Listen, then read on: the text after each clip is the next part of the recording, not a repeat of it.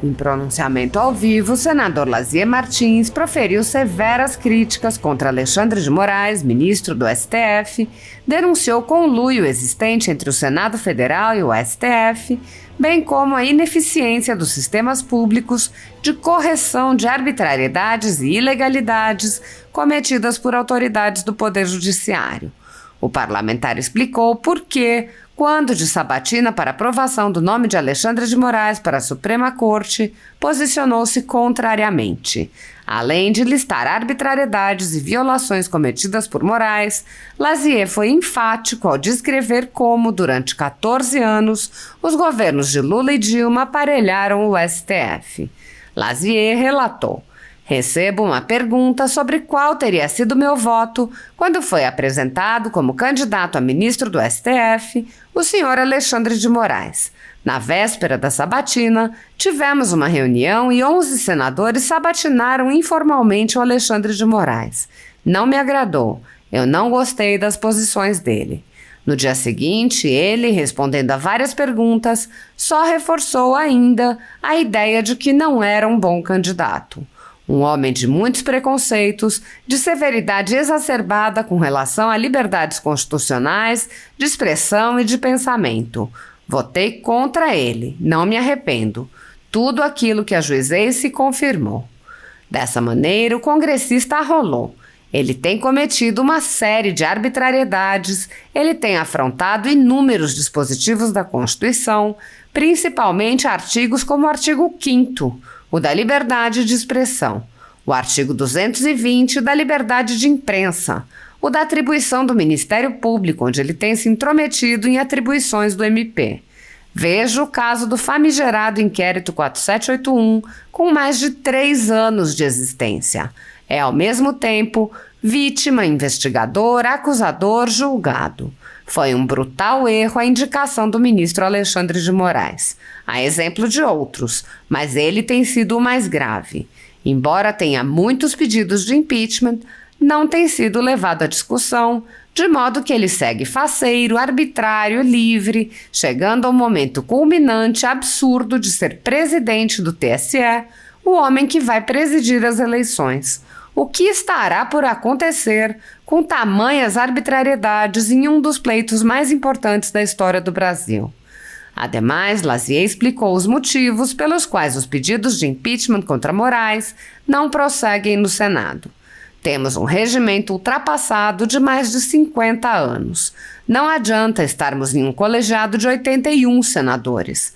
Vinga, prevalece a vontade monocrática, única, despótica, exclusiva do presidente do Senado. 56 pedidos de impeachment não tiveram a oportunidade de ir à mesa. Algo lastimável.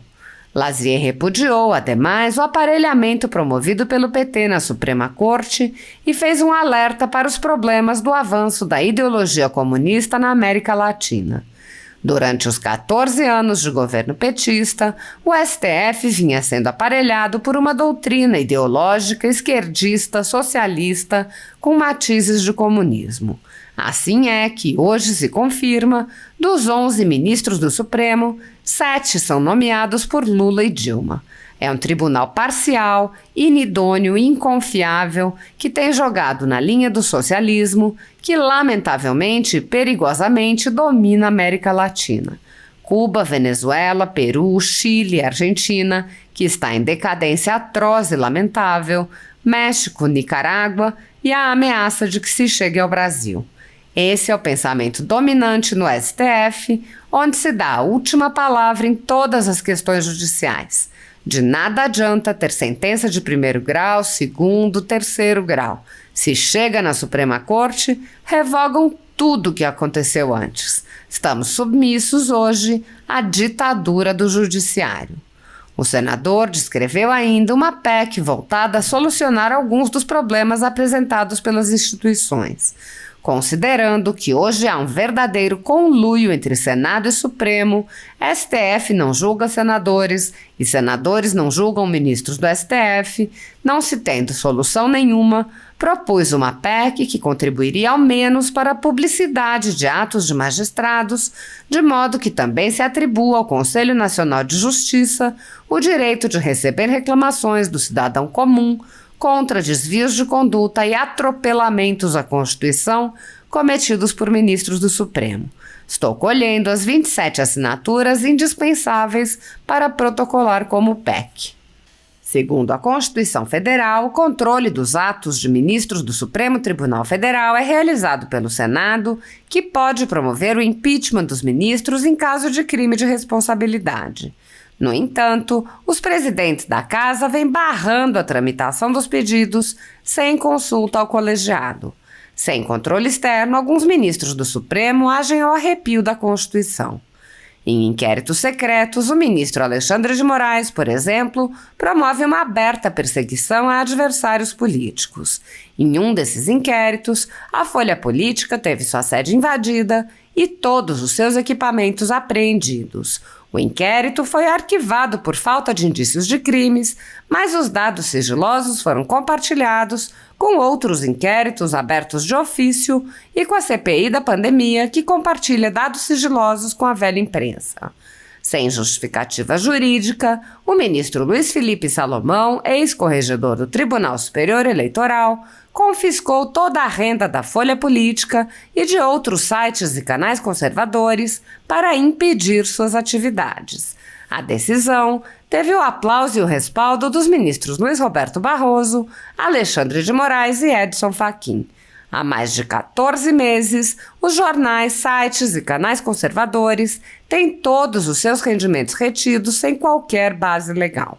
Se você apoia o trabalho da Folha Política e pode ajudar a impedir o fechamento do jornal, doe qualquer valor através do Pix, utilizando o QR Code que está visível na tela ou o código ajude@folhapolitica.org.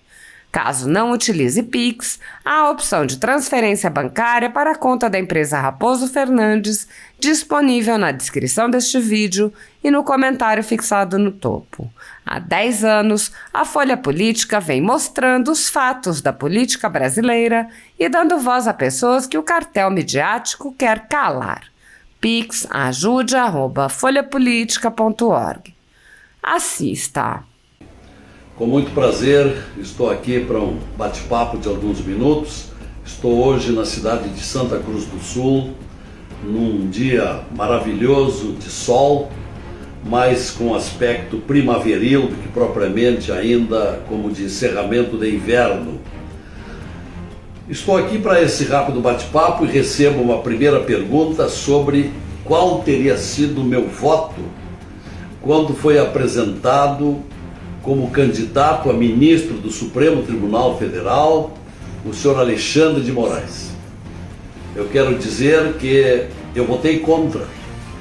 Votei contra porque na véspera da sabatina, na Comissão de Constituição e Justiça do Senado, onde sou titular até hoje, nós tivemos uma reunião no PSD, partido ao qual eu estava afiliado na época, e os 11 senadores do PSD sabatinaram informalmente o Alexandre de Moraes. E eu não me agradou, eu não gostei das posições dele. E no dia seguinte, ele respondendo a várias perguntas, só reforçou ainda a ideia de que não era um bom candidato a assumir a Suprema Corte. Um homem de muitos preconceitos, um homem de uma severidade exacerbada com relação às liberdades constitucionais de expressão, de pensamento. E votei contra. E não me arrependo porque tudo aquilo que ajuizei na época se confirmou durante a magistratura dele.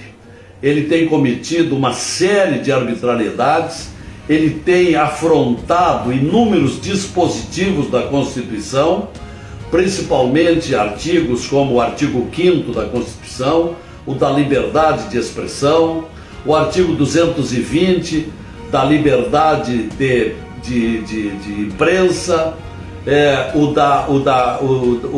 da atribuição do Ministério Público, onde ele tem se intrometido em atribuições do Ministério Público.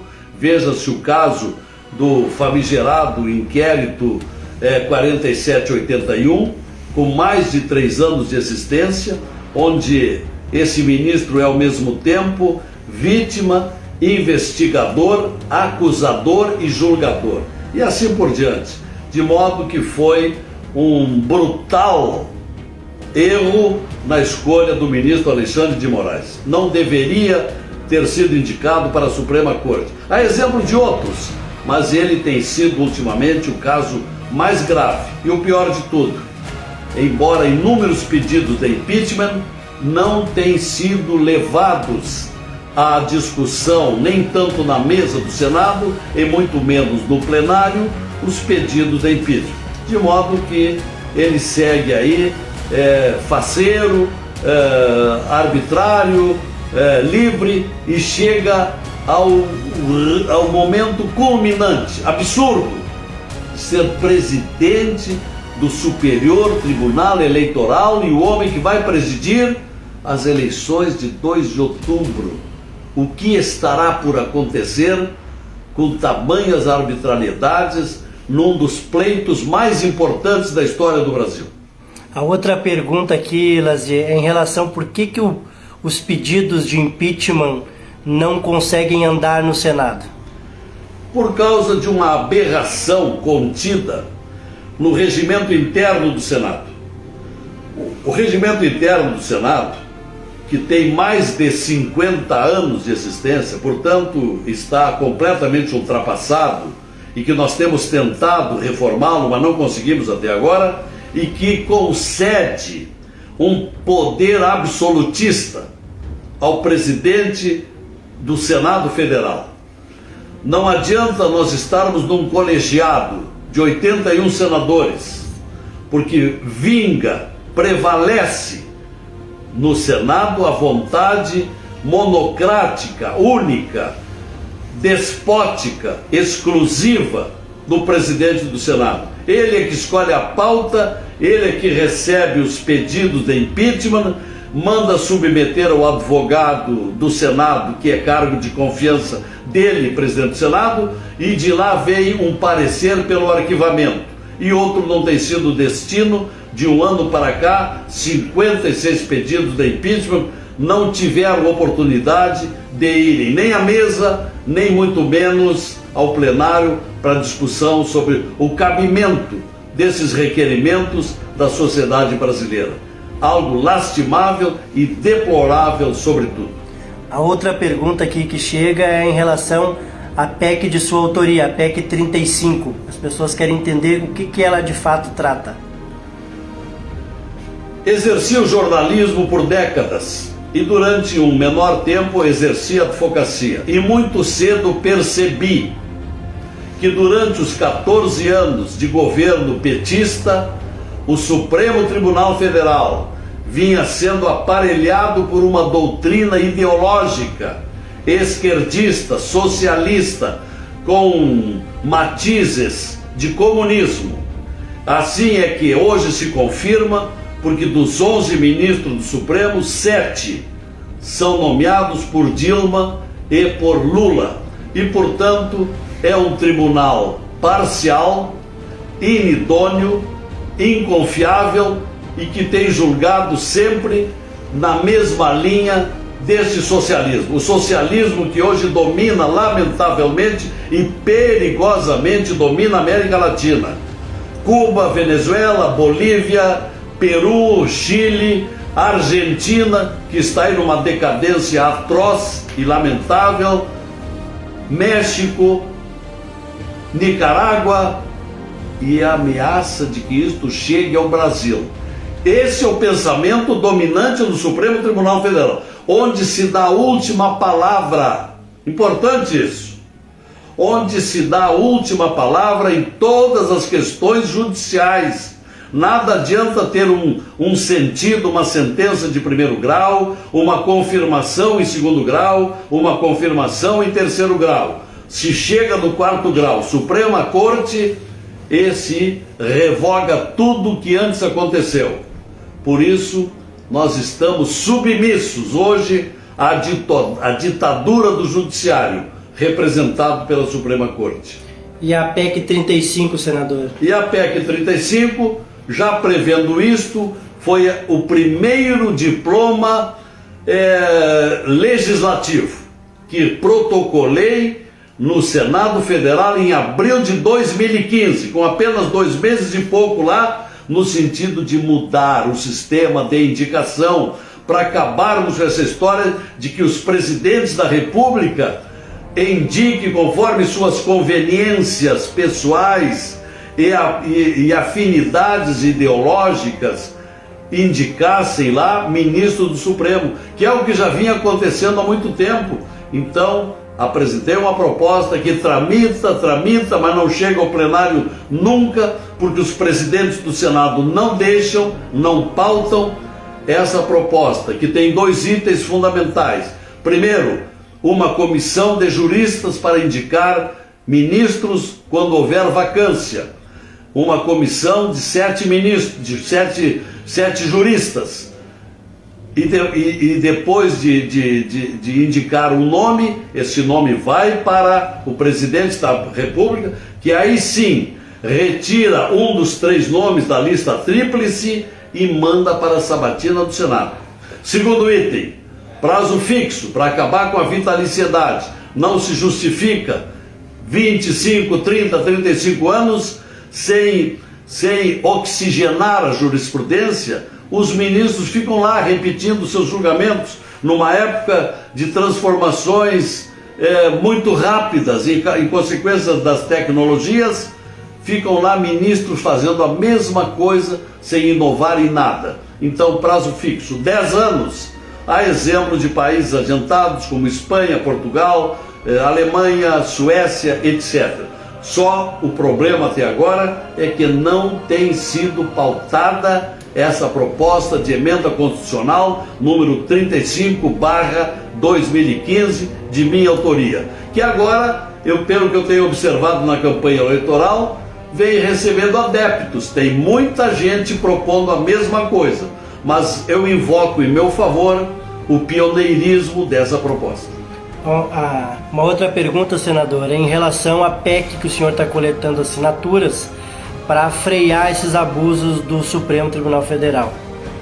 Considerando que hoje há um verdadeiro conluio entre Senado e Supremo, senadores não julgam o ministro do Supremo, o ministro do Supremo não julgam senadores, e aí não se tem solução nenhuma, criar uma nova oportunidade, embora de pouca eficácia final, mas ao menos de publicidade das arbitrariedades dos magistrados, a minha proposta, através de uma nova PEC, no sentido de que também se atribua ao Conselho Nacional de Justiça o direito de receber reclamações, termo jurídico, reclamações do cidadão comum contra desvios de conduta e contra atropelamentos à Constituição cometidos pelos ministros do Supremo. É uma matéria para a qual estou ainda colhendo as 27 assinaturas indispensáveis para protocolar como PEC. E a outra pergunta, senador, acho que para encerrar, é em relação à sua candidatura a deputado federal. Se o senhor continuará essa luta na Câmara dos Deputados? É claro que pretendo. Eu poderia ter lutado muito para obter uma vaga para o Senado, mas uma série de razões concorreram para que eu me conformasse em não concorrer ao Senado, mas concorresse à Câmara dos Deputados. Uma das razões, entre outras, é a de que, se concorresse ao Senado, teríamos quatro candidatos ao Senado do campo ideológico de centro-direita, para combater um único candidato de centro-esquerda. E aí, claro que ganharia o centro-esquerda. Aí aceitei pacificamente concorrer ao Senado. A Câmara, digo, a deputado federal.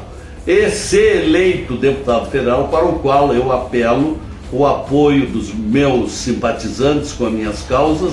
Se tiver a ventura de ser encaminhado para a Câmara dos Deputados, eu pretendo dar seguimento aos meus 93 projetos de lei complementar, projetos de resolução, emenda constitucional, etc. Tudo que ainda está tramitando no Congresso, eu dê seguimento lá na Câmara dos Deputados. Eu quero continuar lutando por um Brasil melhor, mais próspero, para mais pessoas felizes, e não esse Brasil marcado profundamente por desigualdades sociais e econômicas, que é o que nós temos hoje.